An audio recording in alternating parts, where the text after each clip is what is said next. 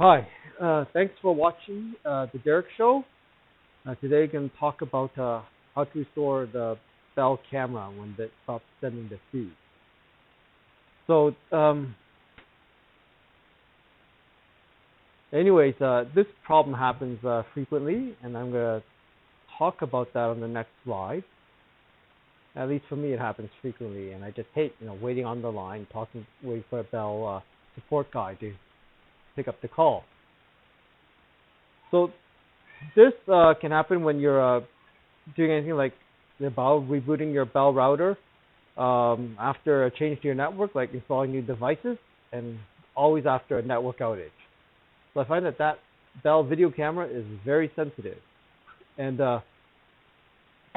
so what I have to, every time these problems happen, I have to reset it. And so I decided to put down the steps in this simple PowerPoint so that everyone else could learn from my actions and not have to call Bell Canada support in order to get their Bell video camera feed working again.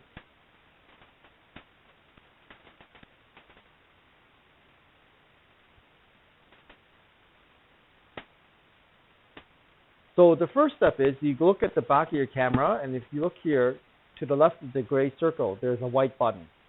So there should be a button on the back of your camera. You just hold it down for 20 seconds. Okay, that's important because you have to switch the camera to maintenance mode. And that will allow it to generate its own Wi-Fi network, a very short range one.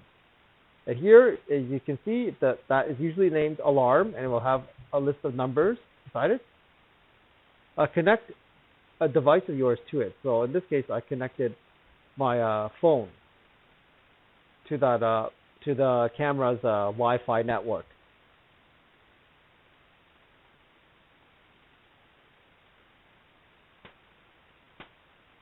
From there, I go then to this IP address in my web browser, 192.168.1.1. You can see I typed that in the address bar. That's enough. I should get this page, which is hosted on the camera.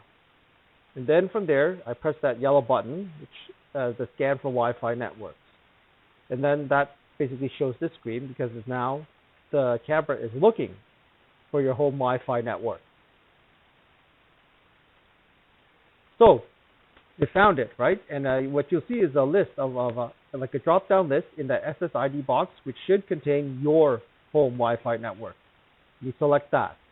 So I erased it for privacy reasons. Then security. Usually if you're using like up-to-date Wi-Fi equipment, it's usually going to be WPA2-PSK. The key format is going to usually be AES, and then the security key, you type your Wi-Fi password in there. Then you press save, and you see that pop-up come.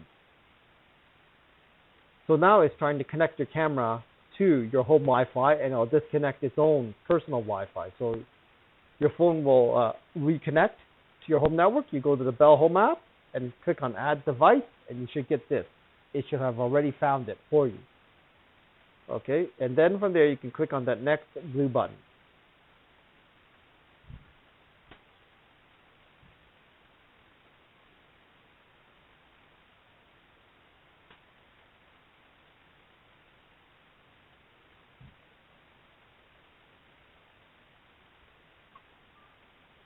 So after you click on that, then they'll ask you to input a name for the device.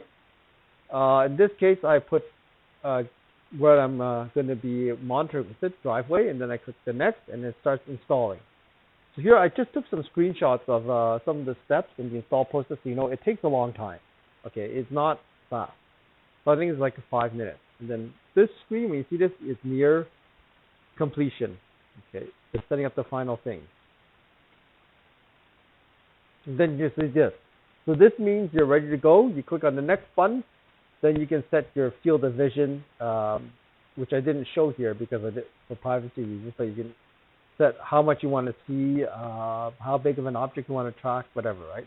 When it's all done, it'll say this, right? It's you're completed, and then you should have a video feed there from your camera. Okay.